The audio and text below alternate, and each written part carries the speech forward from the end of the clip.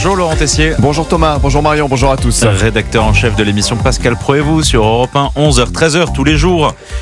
Laurent, le ministre de l'Intérieur Bruno Retailleau sera l'invité tout à l'heure à 8h10 de la grande interview Europe 1 CNews et il a subi hier les critiques de la gauche à l'Assemblée. Oui, j'ai entendu que le ministre de l'Intérieur avait mis du temps à réagir à l'horrible meurtre d'Aboubacar Cissé vendredi dans une mosquée du Gard. Encore une fois, on pense à ce jeune homme tué sauvagement de plusieurs dizaines coups de couteau. On pense à toute sa famille et cette terrible actualité agite la classe politique, crée des tensions. J'ai notamment entendu hier les propos d'un député LFI à l'Assemblée nationale. À 22 ans, il a été victime d'un meurtre islamophobe dans l'indifférence totale des autorités. L'injustice d'un gouvernement qui a mis plus de 48 heures à réagir. C'est faux, on va tout recontextualiser. Je vous redonne l'alerte de l'agence France Presse tombée vendredi à 13h22. Voilà ce qui était écrit. Un fidèle musulman tué à coups de couteau par un autre fidèle dans une mosquée du Gard. Ce sont les mots du procureur d'Alès. La dépêche parlait à cette heure de 2 fidèles. Vendredi, 20 minutes plus tard, 13h42, un acte dont le mobile est pour l'heure indéterminé. On ne parlait pas d'acte anti-musulman. Oui, mais alors à quel moment a réagi le ministre de l'Intérieur ? Eh bien, Bruno Retailleau a réagi très rapidement en publiant un message quelques minutes plus tard, vendredi à 14h48. Je vous lis, un homme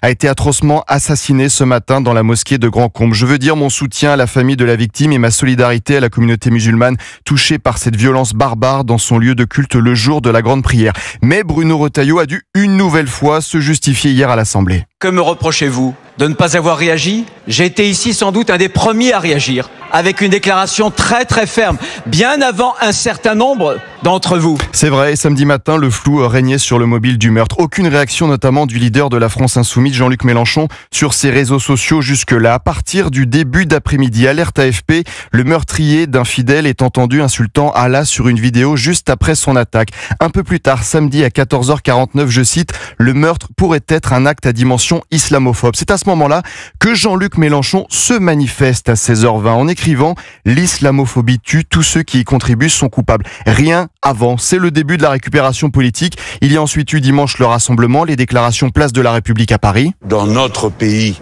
une ambiance, un climat islamophobe a été entretenu, cultivé des mois durant. Jean-Luc Mélenchon s'est présenté les larmes aux yeux devant les caméras, prenant dans ses bras une femme de confession musulmane. Il y a une ligne rouge qui a été franchie, monsieur Mélenchon. C'est certain, madame. Permettez-moi de vous embrasser ou de vous serrer la main. Certains ont critiqué une indignation des larmes à géométrie variable. On peut s'interroger. Quand il y a presque 5 ans, le 29 octobre 2020, après l'attentat islamiste de la basilique Notre-Dame de Nice, 3 personnes avaient été sauvagement assassinées à coups de couteau égorgés. Jean-Luc Mélenchon avait écrit sur ses réseaux sociaux « Pensée de compassion, affligée pour les victimes de l'attentat de Nice, solidarité émue avec les catholiques de France ». Un message très léger face à cette barbarie islamiste. Voilà ce qu'avait déclaré presque mot pour mot ensuite le leader LFI à l'Assemblée.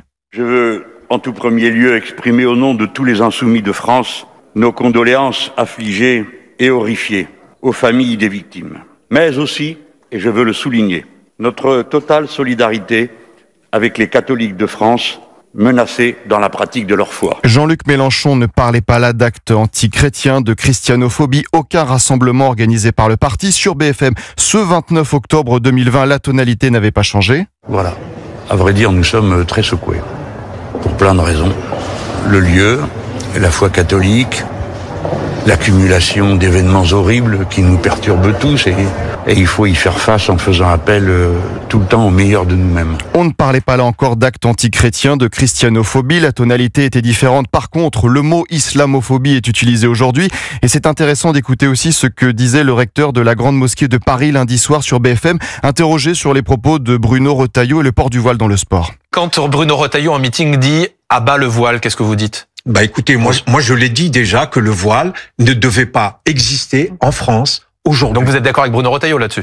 Ce n'est pas question d'être d'accord ou pas, c'est pas le premier qui l'a dit, nous l'avons dit. Le recteur sera-t-il accusé d'islamophobie par l'extrême gauche ? La France insoumise a-t-elle l'indignation sélective ? Vous avez quelques éléments de réponse. Et on discute tous ensemble à partir de 11h avec vous Laurent Tessier, avec toute l'équipe de Pascal Pro et vous, et bien sûr avec Pascal Pro. À tout à l'heure. À tout à l'heure. Europe 1, bonjour. 5h, 7h, Thomas Schnell.